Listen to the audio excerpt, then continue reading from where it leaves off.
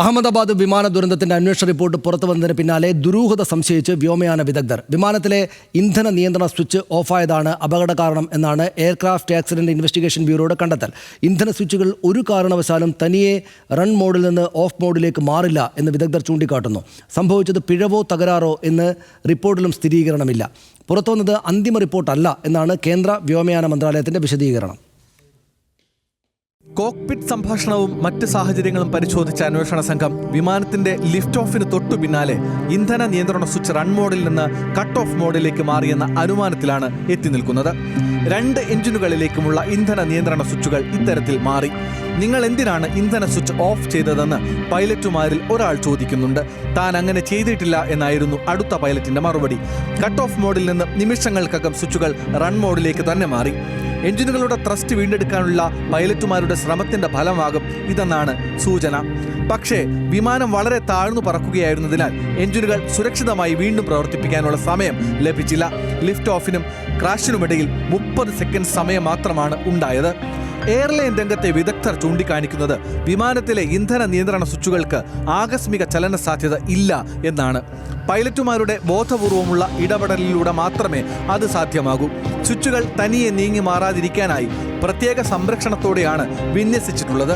ഇതിനെല്ലാം പുറമെ switch position റണ്ണിൽ നിന്ന് കട്ട് ഓഫിലേക്ക് മാറ്റുന്നതിന് പൈലറ്റുമാർക്ക് പ്രത്യേക ലോക്ക് മെക്കാനിസവും ഉണ്ട്. സാധാരണയായി എയർക്രാഫ്റ്റ് ഗ്രൗണ്ടിലായിരിക്കുമ്പോൾ മാത്രമാണ് വിമാനത്തിന്റെ ഇന്ധന സ്വിച്ചുകൾ പ്രവർത്തിപ്പിക്കുന്നത്.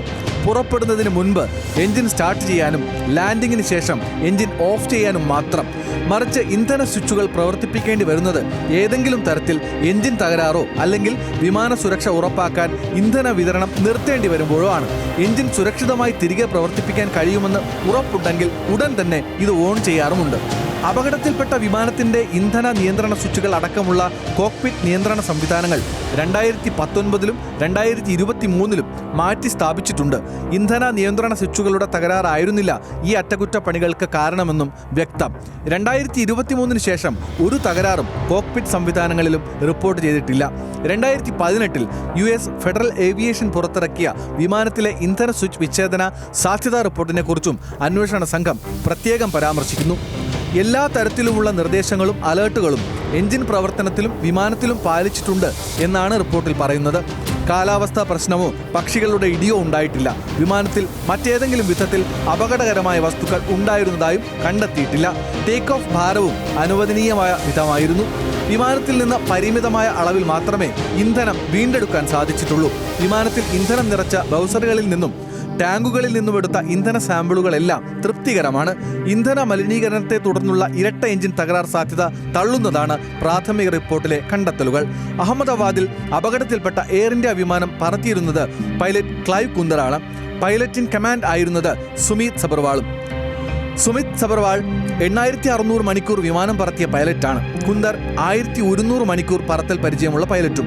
അപകടമുണ്ടായ യാത്രയ്ക്ക് മുൻപ് ഇരു പൈലറ്റുമാർക്കും ആവശ്യമായ വിശ്രമവും ലഭിച്ചിരുന്നതായി എയർക്രാഫ്റ്റ് ആക്സിഡന്റ് ഇൻവെസ്റ്റിഗേഷൻ ബ്യൂറോയുടെ റിപ്പോർട്ടിൽ ഉണ്ട്.